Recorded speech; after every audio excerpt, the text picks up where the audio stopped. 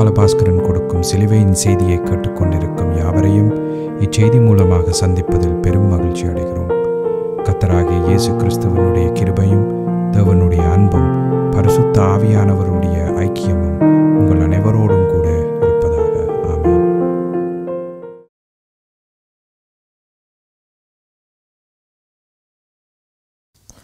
நான் இவாஞ்சலிஸ்ட் போல் பாலபாஸ்கரன். சிலுவையின் செய்தி என்ற இந்த நிகழ்ச்சியில் என் சகோதரர்கள், என் சகோதரிகள், என் நண்பர்கள் எல்லோரையும் மறுபடியும் சந்திப்பதில் நான் பெரும் மகிழ்ச்சி அடைகிறேன்.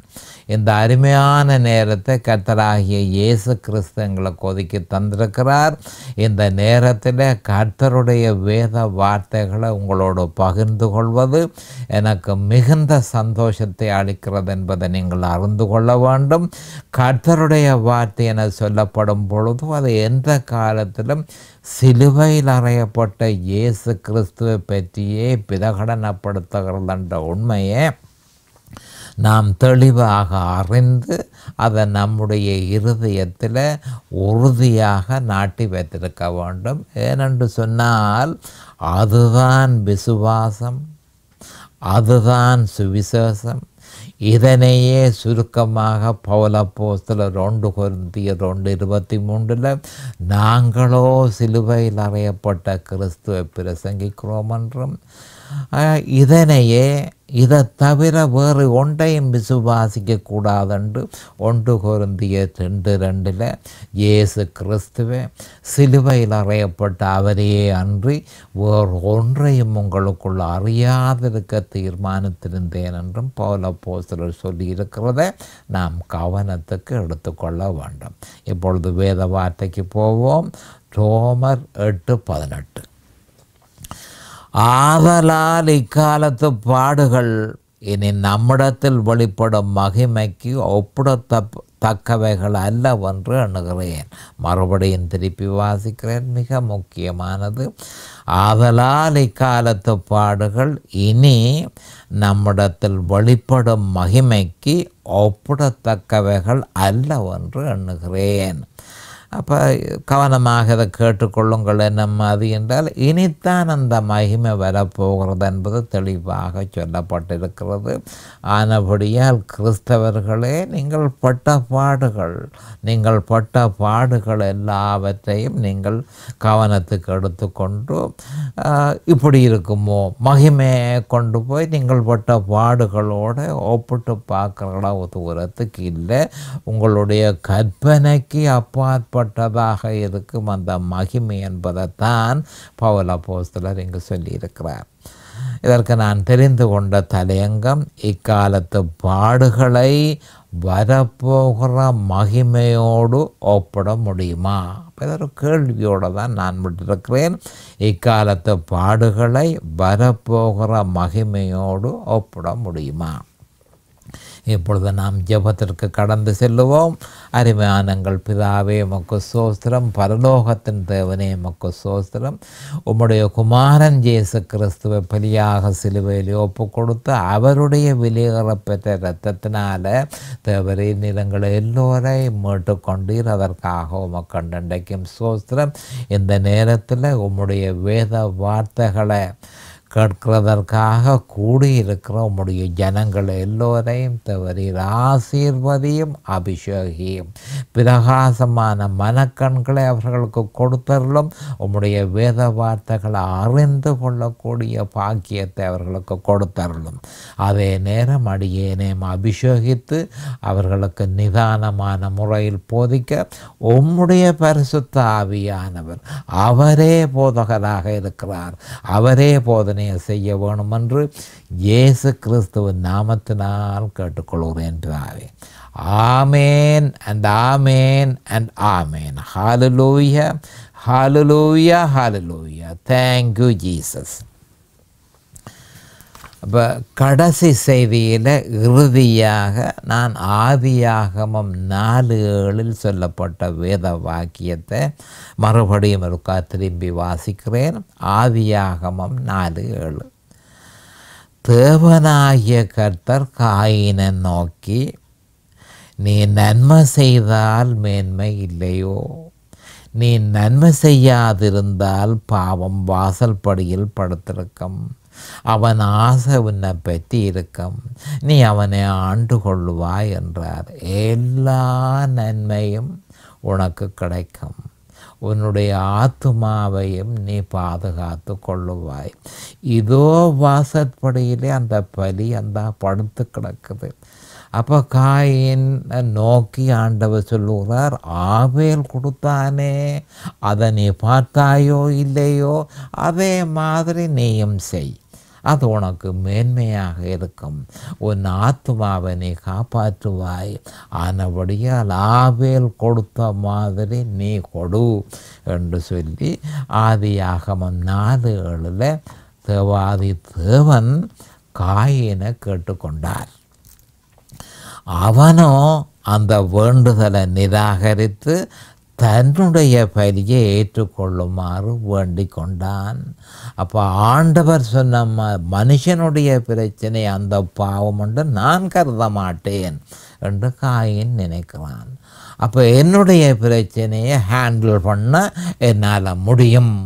ஆனபடியால் அந்த ஆபேல் கொடுத்த பலியில் ஒன்றும் முக்கியமன்றதல்ல, அதை நான் விசுவாசிக்க வேண்டிய அவசியம் இல்லை.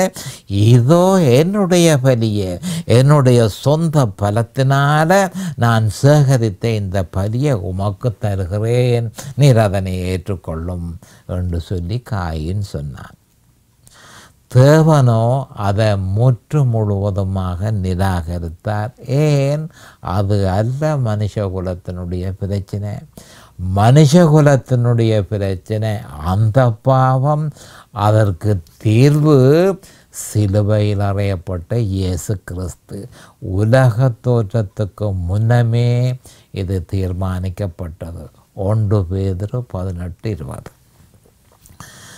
அப்போ கோபம் 1 பேதுரு 1:18-20. அப்போ கவனமாக பார்த்து கொள்ளுங்கள். தேவன் முற்று முழுதுமாக காயினுடைய பலியை நிராகரித்தார்.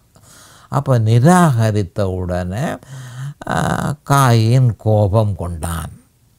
அப்போ கோபம் கொண்ட காயின் தன் சகோதரனாகிய ஆபேல் வயல்வெளியில் இருக்கும் சமயத்தில் அவனுக்கு விரோதமாக எழும்பி அவனுடைய கழுத்தை வெட்டி கொலை செய்தான். பாடுகள் தொடர்கிறது.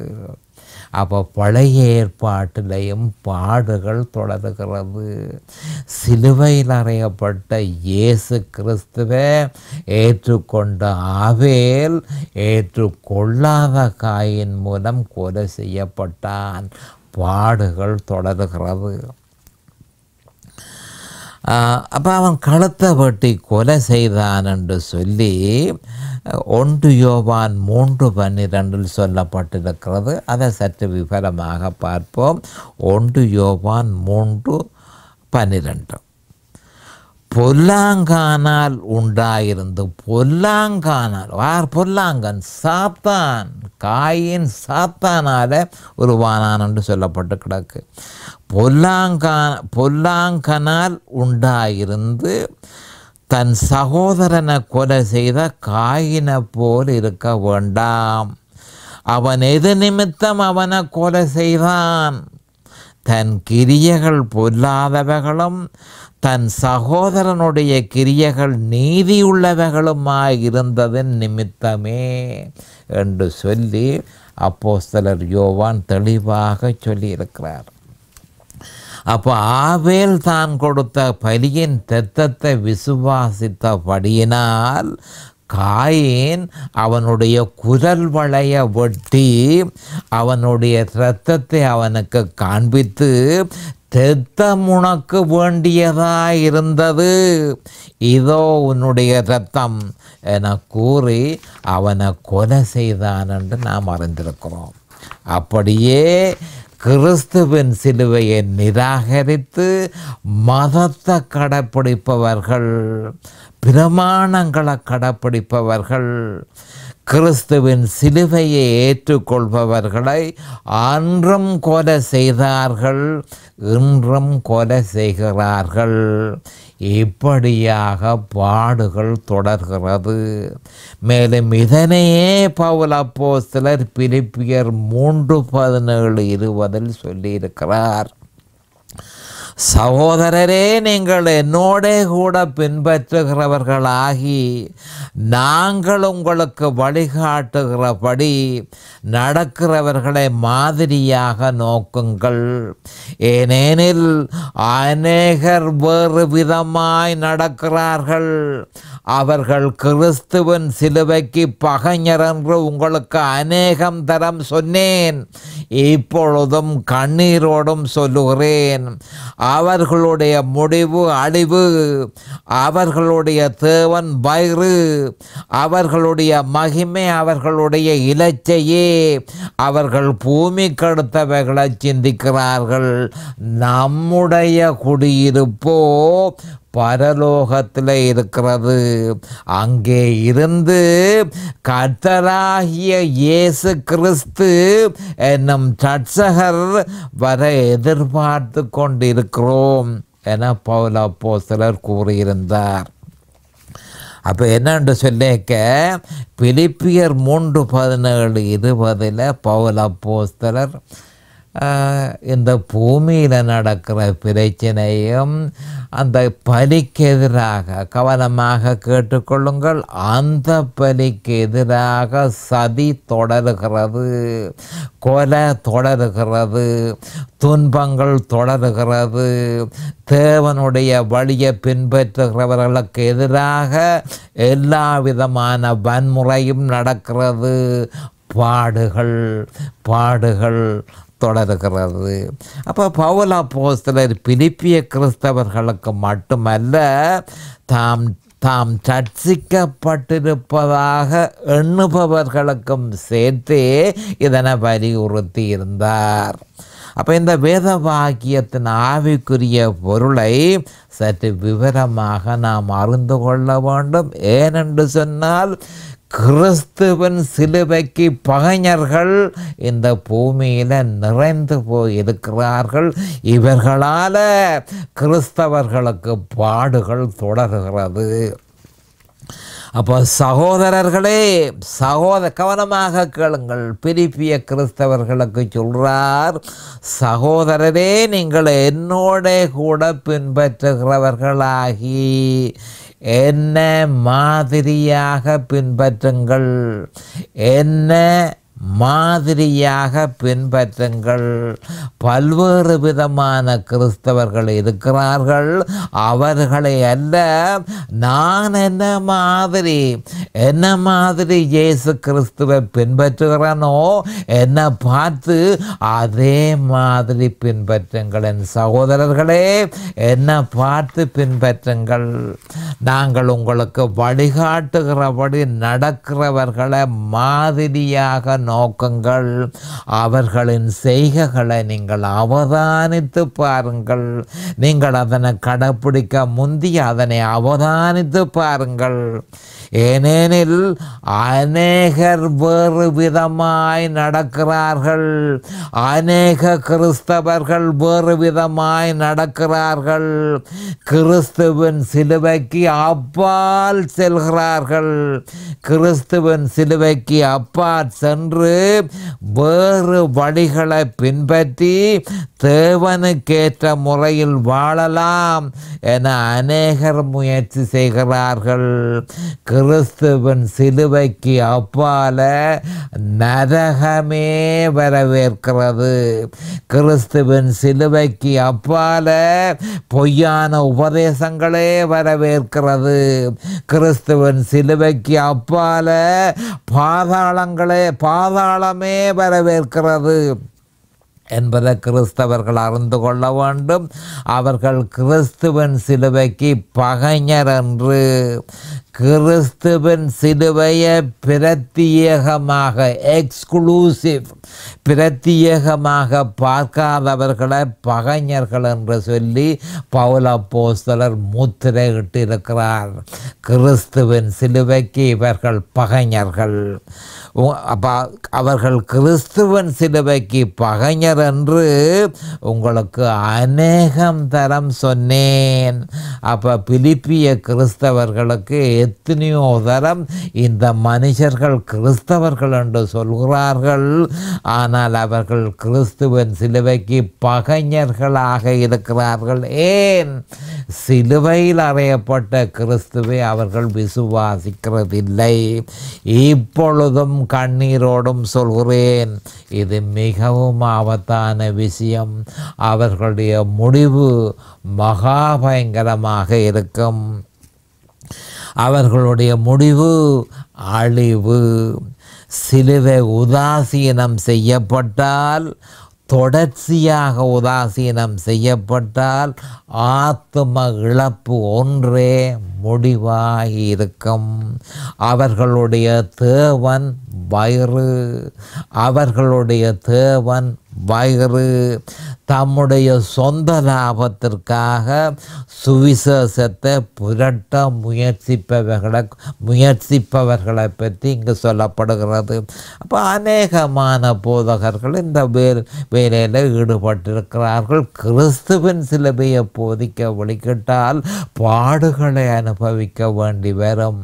ஆனபடியால் நாங்கள் பாடுகளை அனுபவிக்க வேண்டாம், கிறிஸ்துவ வேறொரு இயேசுவை பிரசங்கிப்போம் என்று சொல்லி அறிந்தோ அறியாமலோ அநேகமான போதகர்கள் இந்த மாதிரி ஈடுபட்டிருக்கிறபடியினால் அவர்களுடைய நோக்கம் சொந்த லாபம்.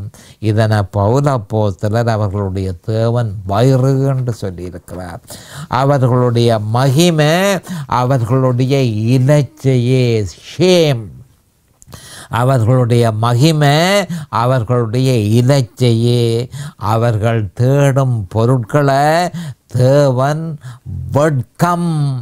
வட்கம் என்று முத்திரையிடுகிறார். அவர்கள் பூமிக்கு அடுத்தவைகளை சிந்திக்கிறார்கள். அவர்கள் பொருள்களை தேடுகிறார்கள், பணத்தை சேகரிக்கிறார்கள். அதாவது ஐஸ்வர்யம் பற்றிய சுவிசேஷத்தை வல்லமையாக போதிக்கிறார்கள். விடிஞ்சா பொழுதுபட்டால் காசு டாலரை பற்றியே அவர்கள் பிரசங்கிக்கிறார்கள். அவர்கள் தேடும் பொருள் அவர்களுடைய இலச்சையை, ஷேம். ஏனென்று சொன்னால் அறிய வேண்டியது சிலுவையில் அறையப்பட்ட இயேசு கிறிஸ்து. ஐஸ்வர்யத்தை கொடுக்கிறது சிலுவையில் அறையப்பட்ட இயேசு கிறிஸ்து. சிலுவையில் அறையப்பட்ட இயேசு கிறிஸ்துவை விசுவாசிங்கள் என்று சொன்னால் அவர்கள் அதை புரட்டி தங்களுடைய சுவிசேஷத்தை பிரசங்கிக்கிறார்கள். அவர்கள் பூமிக்கு அடுத்தவைகளை சிந்திக்கிறார்கள். பரலோகத்துக்குரிய விஷயங்களிலே அவர்களுக்கு நம்பிக்கை இல்லை. இங்கு குறிப்பிடப்படுவது என்னவென்றால், ஆண்டவரை அவர்கள் தம்முடைய சொந்த லாபத்திற்காக உபயோகிக்கிறார்கள். எத்தனை போதகர்களை நான் சந்தித்திருக்கிறேன். அநேகமான போதகர்கள் இயேசு கிறிஸ்துவை தங்களுடைய சொந்த லாபத்திற்காக உபயோகிக்கிறார்கள். சொந்த லாபத்திற்காக. நம்முடைய குடியிருப்போ பவுல் அப்போஸ்தலர் சொல்கிறார், கிறிஸ்தவர்களாகிய எங்களுடைய குடியிருப்போ, அதாவது எங்களுடைய பிரஜா உரிமை, சிட்டிசன்ஷிப் பரலோகத்தில் இருக்கிறது. இதன் பொருள், வேற வழிகளை பின்பற்றுகிறவர்களுக்கு பரலோகத்தில் இடமில்லை என்று சொல்லப்பட்டிருக்கிறது. அங்கே இருந்து பரலோகத்தில் இருந்து கர்த்தராயிருக்கிற இயேசு கிறிஸ்து என்னும் இரட்சகர் வர எதிர்பார்த்து கொண்டிருக்கிறோம், ராப்சரை எதிர்பார்த்து கொண்டிருக்கிறோம் என்று சொல்லி பவுல் அப்போஸ்தலர் சொல்லுகிறார். அப்போ அந்த உயிர்த்தெழுதல், அந்த ரிசரக்ஷன், உயிர்த்தெழுந்த வாழ்க்கையை நாங்கள் இந்த பூலோகத்தில் வாழ்ந்தோம். இனி மகிமையான சரீரத்தை பெறுகிற அந்த உயிர்த்தெழுதலுக்காக நாம் காத்திருக்கிறோம். அவருடைய பரிசுத்தவான்கள் அவரோடு பூமிக்கு வரும் பொழுது கவனமாக கேட்டுக்கொள்ளுங்கள். அப்போ இயேசு கிறிஸ்து என்னும் இரட்சகர் வர எதிர்பார்த்து கொண்டிருக்கிறோம். அப்போ ஆண்டவராகிய இயேசு கிறிஸ்து இந்த பூலோகத்துக்கு வரும் பொழுது அவரோடு கூட அவருடைய பரிசுத்தவான்களும் வருவார்கள். அந்த பரிசுத்தவான்களில் அவருடைய மகிமை பிரதிபலிக்கும். இதைத்தான் இந்த வேத வாக்கியத்தில், அதாவது ரோமர் 8:18 சொல்லப்பட்டிருக்கு. அந்த மகிமைக்கு தற்போதைய பாடுகளை நீ சமன்படுத்த போறாயோ என்று சொல்லி கிறிஸ்தவர்களை கேட்கிறார். அப்போ ஆண்டவராகிய இயேசு கிறிஸ்து இந்த பூமிக்கு வரும் பொழுது, இரண்டாம் வருகையின் போது அவர் வரும் பொழுது அவரோடு கூட பரிசுத்தவான்கள் வருவார்கள். அந்த பரிசுத்தவான்கள மகிமை அவருடைய மகிமை, இயேசு கிறிஸ்துவனுடைய மகிமை அவர்களில் பிரதிபலிக்கும். இதனை பழைய ஏற்பாட்டில் சாலமோன் கட்டின ஆலயத்தின் முன்பாக இருந்த 2 தூண்கள் தெளிவான மாதிரியாக பிரதிபலிக்கின்றன. சாலமோன் கட்டின ஆலயத்திற்கு முன்பாக இருந்த 2 வெண்கல தூண்களும் 1 ராஜாக்கள் 7:13-22 இந்த 2 வெண்கல தூண்களும் ஆலயத்திற்கு ஆபரணங்களாக இருந்ததை தவிர அவைகள் எதனையும் சுமக்கவில்லை. இந்த உண்மையை கவனமாக நாம் அறிந்து கொள்ள வேண்டும். அப்போ சலமோனுடைய ஆலயத்தில் 2 தூண்கள் முன்னுக்கு இருந்தது. அப்போ இந்த 2 தூண்களும் ஆபரணங்களாக இருந்ததை தவிர, அப்போ தூண்கள் என்று சொல்லப்படும் பொழுது அது ஏதாவது ஒன்றை சுமந்து கொண்டு இருக்க வேணும். அப்போ ஆலயத்துக்கு முன்பாக ஸ்தாபிக்கப்பட்ட அந்த தூண்கள் எதனையும் சுமக்கவில்லை. அப்போ ஆலயத்துக்கு அது ஆபரணங்களாக இருந்தது. அப்படி அது என்னத்தொரு பெரிய ஒரு உண்மையை நமக்கு தெரியப்படுத்துகிறது. என்னென்று சொன்னால், மனுஷனுடைய ரட்சிப்பில் மனுஷனுக்கு எந்த விதமான பங்கும் இல்லை. அவன் சுமக்கிறதுக்கு ஒன்றும் இல்லை. எல்லாம் கர்த்தருடையது. கர்த்தரே மனுஷனுக்கு ரட்சிப்பேன் அவரே தீர்மானித்து, அவரே உலக தோற்றத்துக்கு முன்னம் தீர்மானித்து அதை நடைமுறைப்படுத்தினார். நாம் விசுவாசத்தின் மூலம் பெற்றுக்கொள்ள வேண்டியதே நமக்கு நியமிக்கப்பட்டிருக்கிறதே தவிர வேறொன்றும் இல்லை. அப்போ இந்த 2 தூண்களும் மீட்கப்பட்ட பரிசுத்தவான்களை பிரதிபலிக்கிறது. இது வெண்கலத்தால் செய்யப்பட்டபடியினால் இலகுவாக கரல் பிடிக்கக்கூடியதாக இருக்கிறது. ஆனால் அதை தொடர்ச்சியான முறையில் மெருகூட்டும் பொழுது, பராமரிக்கும் பொழுது அது பளபளப்பாய் இருக்கும். சிறப்பான ஒரு ஆவிக்குரிய உண்மை இதன் மூலம் வெளிப்படுத்தப்பட்டிருக்கிறது. அது என்ன அந்த ஆவிக்குரிய உண்மை என்பதை பார்த்து கொள்ளுவோம். அது என்னவென்றால், விசுவாசி தொடர்ச்சியாக கிறிஸ்துவையும் அவர் சிலுவையில் நிறைவேற்றியதையும் விசுவாசித்து அந்த விசுவாசத்தில் நிலைத்திருக்கும் பொழுது அவனில் பரிசுத்த ஆவியானவர் வல்லமையாக செயற்பட்டு அவன் நாளுக்கு நாள் கிறிஸ்துவின் சாயலை அடைகிறான். நாளுக்கு நாள் கிறிஸ்துவின் சாயலை அடைகிறான். அப்போ கவனம் ஆனபடியால் தான் ஆண்டவர் அதனை தொடர்ச்சியாக நீங்கள் விசுவாசிக்க வேணும் என்று லூக்கா 9:23 சொல்லியிருந்தார். பரிசுத்த ஆவியானவர் பவுல் அப்போஸ்தலர் மூலம் அதை பிரமாணமாக்கி ரோமர் 8:2 கிறிஸ்து இயேசுவினாலே ஜீவனுடைய ஆவியின் பிரமாணம் என்று சொல்லியிருந்தார். அப்போ தொடர்ச்சியாக கிறிஸ்துவையும் அவர் சிலுவை நிறைவேற்றியதையும் விசுவாசிக்கும் பொழுது பரிசுத்த ஆவியானவர் உங்களில் வல்லமையாக செயல்பட்டு கிறிஸ்துவின் சாயலில் உங்களை மாற்றுவார். அப்போ கிறிஸ்துவின் மகிமை உங்களில் பிரதிபலிக்கும். இதனையே லூக்கா 9:23 நம்முடைய ஆண்டவராகிய இயேசு கிறிஸ்து அவர்கள் எல்லோரையும் நோக்கி, ஒருவன் என் பின்னே வர விரும்பினால் அவன் தன்னைத்தான் வெறுத்து தன் சிலுவையை அனுதினமும் எடுத்துக்கொண்டு என்னை பின்பற்ற கடவன் என்று சொல்லியிருந்தார்.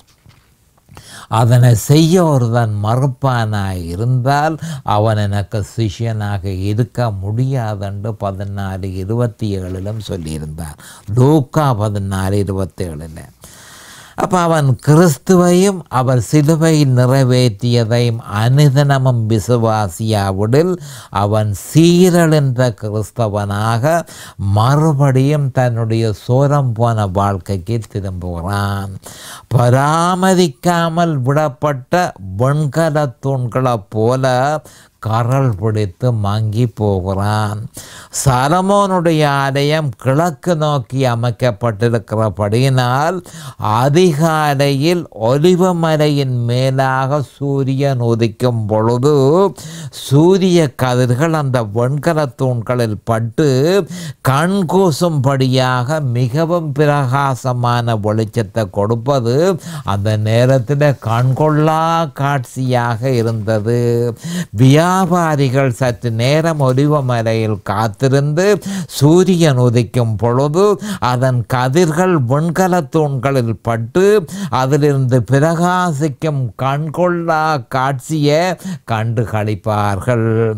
அப்படியே பரிசுத்தவான்களில் பிரதிபலிக்கும் கிறிஸ்துவின் மகிமை, பரிசுத்தவான்களில் பிரதிபலிக்கும் கிறிஸ்துவின் மகிமை நாம் இப்பொழுது அனுபவிக்கும் பாடுகளோடு நிச்சயமாக ஒப்பிடக்கூடியதல்ல.